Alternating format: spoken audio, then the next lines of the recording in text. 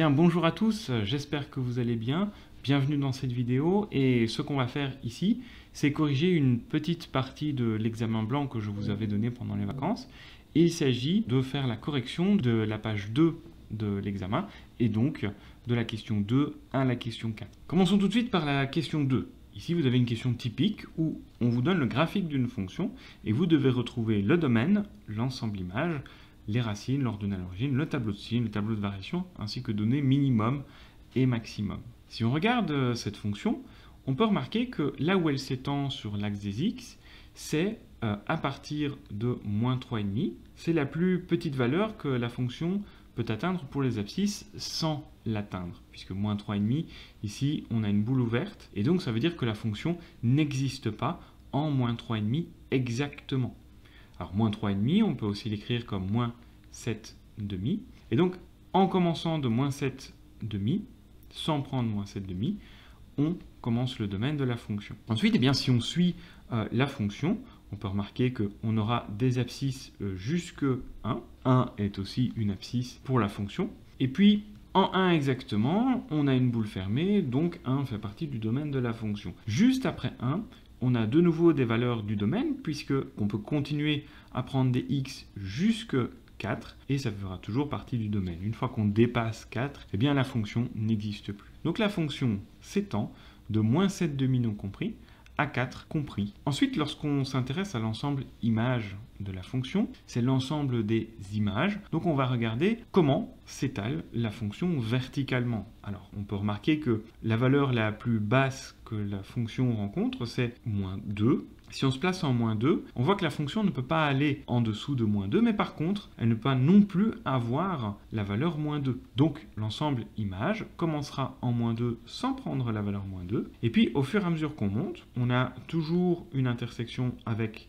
la fonction, même parfois deux intersections. Et puis, une fois qu'on se rapproche de 3, elle existe toujours, mais une fois qu'on arrive à 3 exactement, elle n'existe plus puisque j'ai une boule ouverte, je n'ai plus d'intersection. Donc elle va jusqu'à 3, 3 non compris. Quant aux racines de la fonction, on va donc s'intéresser aux intersections entre la fonction et l'axe des x et regarder du coup les abscisses de ces points d'intersection. J'ai deux intersections, une ici et une ici. Ça me fait donc deux racines à chercher. Alors ici, le point d'intersection se trouve en abscisse moins 1,5 ou encore moins 0,5, c'est la même chose. Donc moins 1,5 est une première racine. La deuxième racine, pour la trouver, c'est un petit peu plus compliqué parce qu'on n'arrive pas ici sur une valeur exacte. Alors on peut donner approximativement 3,6, mais 3,6, on peut aussi l'écrire comme 36 dixièmes. Comme ça, on évite d'avoir trop de virgules dans notre ensemble des racines. Maintenant, si on cherche l'ordonnée à l'origine, on va regarder le point d'intersection entre l'axe des y et la fonction. Il s'agit de ce point ici.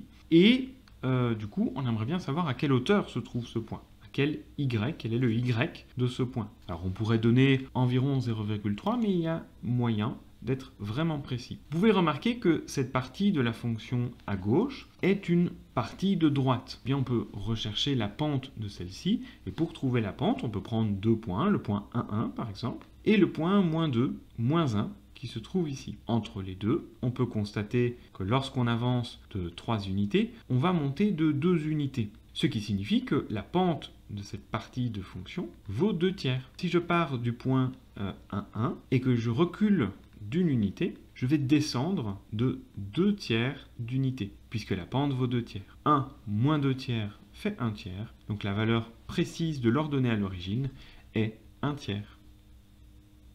Si maintenant je m'intéresse au tableau de signes, je vais donc essayer de décrire la fonction par rapport à son signe. Est-ce qu'elle se situe au-dessus de l'axe des x ou en dessous de celui-ci? Dans un tableau de signes, comme on va suivre l'axe des x au fur et à mesure, on s'intéresse d'abord à savoir où la fonction est définie. Donc on a besoin du domaine, on va se placer entre moins 7,5 et 4. En moins 7,5, ça n'existe pas, on sait que la fonction n'existe pas à cet endroit-là. Et puis, juste après moins 7,5, la fonction ici est en dessous de l'axe des x. Ça veut dire que les y sont négatifs, donc on peut y inscrire un moins dans le tableau. Et puis, la première valeur où on va avoir un changement de signe, c'est à partir de l'abscisse moins 1,5, puisque c'est la racine qu'on a donnée tout à l'heure. moins 1/2, on peut l'inscrire dans le tableau comme une racine, donc le y vaut 0.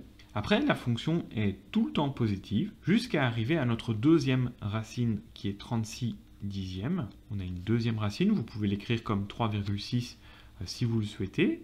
Et entre les deux, la fonction est positive. Malgré qu'il y ait un saut ici entre les deux, eh bien, elle reste quand même, que ce soit à gauche ou à droite de ce point, positive. Et puis juste après notre dernière racine, sur cette partie-ci, la fonction est négative jusque 4. Et 4 est aussi une valeur de la fonction et est négative. Le tableau de signes ressemble donc à ceci. Quant au tableau de variation, on va y inscrire la variation de la fonction. L'idée, c'est de montrer où est-ce qu'elle est croissante et où est-ce qu'elle est décroissante. Alors ici, de nouveau, on a besoin de savoir d'abord où elle existe. Et elle existe entre moins 7,5 et 4. En moins 7,5, elle n'existe pas, la fonction. Et en 4, son ordonnée vaut moins 1. Si vous regardez ici en 4, on est à hauteur moins 1. Il nous faut maintenant savoir comment se comporte la fonction entre ces deux valeurs. Tout d'abord, la fonction est tout simplement croissante jusqu'à arriver en l'abscisse 1. Donc on peut y inscrire qu'entre moins 7,5 et 1, la fonction est croissante. En 1 exactement, elle a la valeur 1.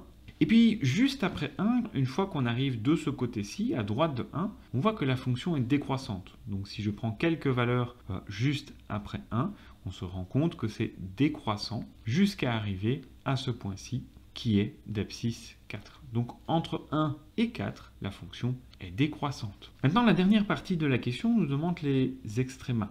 Donc est-ce qu'il y a des minimums ou des maximums? On peut voir que ici en 4, en l'abscisse 4, ordonnée moins 1, à ce point-là, aux alentours, c'est le point le plus bas de la fonction. Donc on peut dire qu'on a ici un minimum. Moins 1 est donc un minimum. Et on peut dire que ce minimum de moins 1 est en 4. Alors peut-être qu'on peut regarder d'autres points particuliers de la fonction, comme ici et ici, ou encore celui qui se trouve ici. Alors celui qui se trouve ici en bas ne sera pas un minimum puisque c'est une boule ouverte. Ça veut dire que la fonction n'existe pas en cet endroit-là, donc on ne peut pas qualifier ça de minimum. Pour être un minimum, il faut être une valeur image de la fonction. Quant à ce point-ci, alors là c'est un petit peu plus difficile. Il faut regarder, il faut mettre un petit tube autour de ce point-là, comme ceci, et essayer d'imaginer, est-ce que si je suis un petit peu avant ce point et un petit peu après ce point, est-ce que j'ai ici un maximum? Alors, si je regarde un petit peu avant, je suis en dessous de ce point, mais si je regarde un petit peu à droite, je suis au-dessus. Donc, ici, il n'y a ni minimum, ni maximum. Donc, on peut dire que la valeur 1 ici n'est pas un minimum et n'est pas un maximum non plus. Il n'y avait qu'un seul minimum, c'était moins 1. Passons tout de suite du coup à la question 3. Ici, ce qu'on vous demande, ce sont des définitions. Donc redonner des concepts vus au cours. Alors reprenons ça ensemble. Je vais le faire rapidement, mais c'est toujours bien de le revoir. Une fonction est positive sur une partie si quoi? Alors, si on fait un schéma sur le côté, alors comment on peut voir être positive sur un graphique? Donc on sait que c'est être au-dessus de l'axe des X. Et que signifie du coup une partie P? Une partie P, c'est regarder un endroit sur l'axe des X. Alors ça veut dire que je vais prendre un tube, comme celui-ci.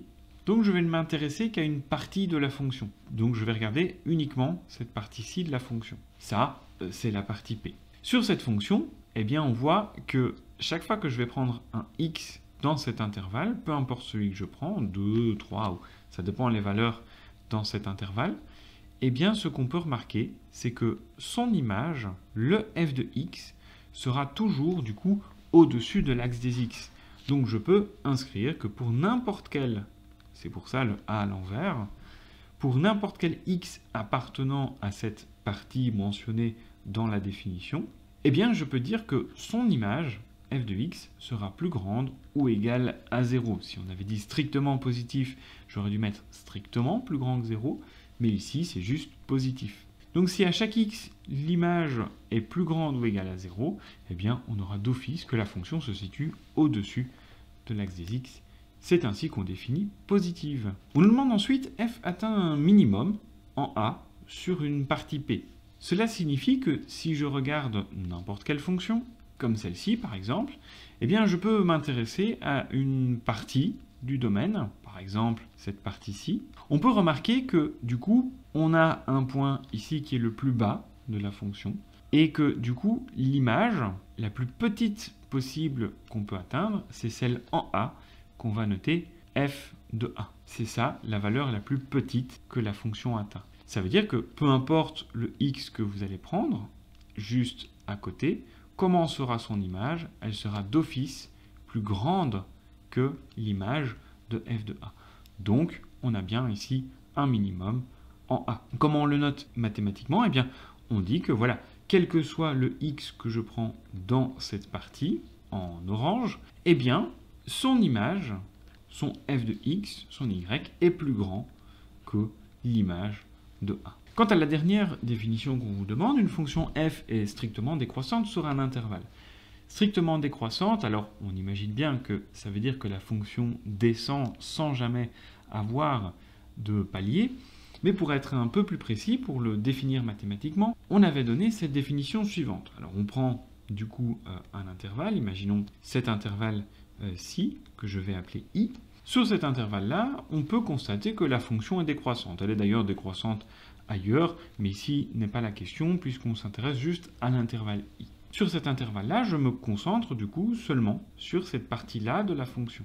Eh bien, ce que je peux constater, c'est que dès que je vais prendre deux abscisses, par exemple x1 et une autre abscisse x2, eh bien x2 il est plus grand que x1 dans ce que j'ai dessiné ici. Et si c'est le cas, eh bien ce qu'on peut voir, c'est que du coup l'image de f de x2, puisque la fonction descend, l'image de f de x2 sera alors plus petite que l'image de f de x1. On a une sorte de retournement des sens de grandeur. On avait pu aussi le voir d'une autre manière. Dès que je prends deux points de la fonction, eh bien celui qui se trouve du coup à droite est toujours plus bas. C'est ça le sens de la décroissance. Si j'avance, je descends. C'est ça pour une fonction être décroissante. Eh bien on l'écrit comment? Eh bien à chaque fois que je vais prendre deux abscisses x1, x2 dans mon intervalle, eh bien si l'une des deux abscisses est plus grande que l'autre, alors je dois en déduire que l'image de l'abscisse la plus grande sera strictement plus petite que l'image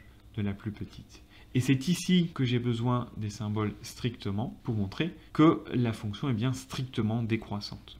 Et la deuxième chose, c'est qu'on peut remarquer que les deux symboles sont inversés. Cela montre la décroissance.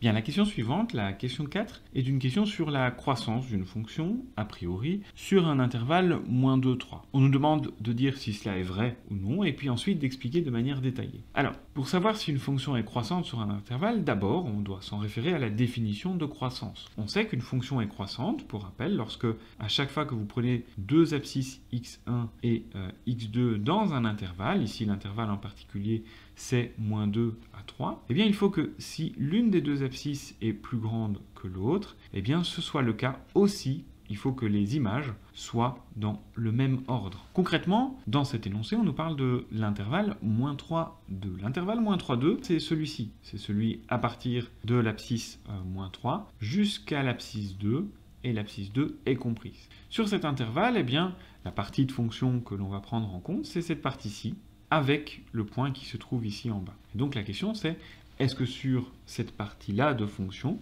on a bien qu'elle est croissante? Est-ce que c'est vrai ou non? La croissance, comme la définition est donnée ici, ça signifie que dès que je dois prendre deux points sur la fonction, celui qui se trouve à droite doit être au-dessus. Alors ça a l'air vrai pour la plupart de la fonction, mais si je prends ce point-ci par exemple, et le point qui se trouve ici en bas, il est dans l'intervalle -2, 3 pour les abscisses, puisqu'il est en abscisse 2, eh bien il se trouve plus bas que celui qui se trouve à gauche. Donc on a ici que la fonction, entre les deux points, finalement elle descend. Donc si elle descend, elle ne peut pas être croissante. Alors pour montrer que ce n'est pas croissant, mais du coup on va prendre deux points. On peut prendre ceux qui nous plaisent le plus. Maintenant il faut évidemment que les points soient compris dans l'intervalle -3, 2. Alors par facilité, je peux prendre ce point-ci et ce point-là. L'abscisse de ces points sont respectivement -2 et 2, ce qui sont donc du coup des abscisses de l'intervalle, donc on n'a aucun souci avec ça, on se trouve bien dans la partie de la fonction que l'on regarde. Et puis au niveau des ordonnées, le point qui se trouve à gauche, son ordonnée est -1, et le point qui se trouve à droite, son ordonnée est 2. Et donc on voit bien que pour passer du point à gauche au point à droite, on descend. Il n'y a donc pas de croissance de la fonction. On peut donc le justifier ainsi. Non, elle n'est pas croissante, car pour les abscisses x1 égale à moins 2 et x2 égale à 2, on a bien que l'abscisse x2 est plus grande ou égale à l'abscisse x1, puisque 2 est plus grand que moins 2, mais l'image de x1 est moins 1, si on regarde sur le graphique, et l'image de x2, l'image de 2, vaut moins 2. On a donc que f de x2 est strictement plus petite que f de x1, ce qui n'est pas ce que l'on cherchait. On aurait dû avoir le sens inverse. Donc si vous voulez justifier une question de croissance ou décroissance, vous justifiez en donnant deux abscisses et du coup leurs images, et vous montrez que ce qui est écrit ici dans la définition de croissance est du coup erroné pour ces valeurs-là. En faisant ceci, on montre bien que ce n'est pas croissant. Voilà, c'est tout pour la vidéo. Si vous avez des questions sur le reste, n'hésitez pas à m'envoyer vos questions ou à me les poser en classe. D'ici là, portez-vous bien.